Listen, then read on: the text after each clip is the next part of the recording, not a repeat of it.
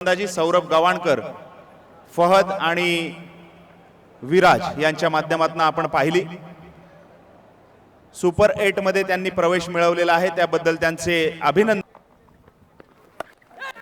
नाही नाही, धोक्याची घंटा वाजली। मृणाल मारून सामना विजयी करून दाखवला होता।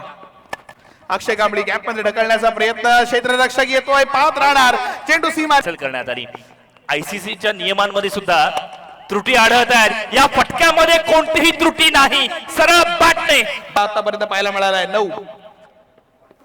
9 असताना परत एकदा त्याच रिजन मध्ये एक टप्पा घेऊन चेंडू निसटून जातो सीमारेषा। फटका चांगला आहे, कडक आहे, बेधडक आहे, चेंडू सीमा पार। याही वेळेला पण आता अजयच्या विरुद्ध प्रत्युत्तर, चेंडू सीमा केलाय, पण अजय वरती आक्रमण केलंय, पण मात्र जाळ टाकलं, जाळ्यात पकडला स्ट्राईक वरती। आदित्य मागे जाऊन मारण्याचा प्रयत्न, चेंडू खूप वेळ हवेत, झेल आणि फलंदाज बाद मिळाली आणि मोठा प्रहार पाहायला मिळतो चेंडू हवेमध्ये।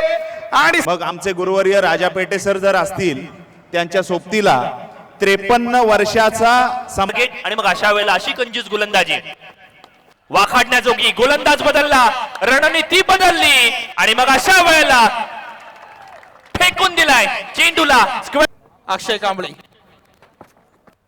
अक्षय कांबळीवरती पुन्हा एकदा आक्रमण, गॅप मध्ये ढकलण्याचा प्रयत्न वरती आतापर्यंत येताना पाहायला मिळालं ना। चांगला आहे, फॉलिंग डाऊन, चेंडू वरती आक्रमण आणि चेंडू दाखवलं तर 5 धावा मायनस सुद्धा होतील। पहिल्या चेंडूवरती मोठा फटका, क्षेत्ररक्षक पोहोचेल का, भाग मिल्का भाग, मात्र चेंडू यावेळेला मोठा फटका पुढ्यात मिळालाय, त्या चेंडूचा केलाय स्वीकार। आता परफॉर्मन्स का करते माहितीये? व्यासपीठावर आमचा सगळा जो महिला वर्ग या ठिकाणी बसलाय ना, ते देवाला साकडं घालून दळवी यांच्या माध्यमातून 5000 रुपयांचा कॅश प्राइज दिला जाईल आणि त्यावरती शिक्कामोर्तब करायचं का, त्या दिशेने वाटचाल सुद्धा पाहायला मिळते।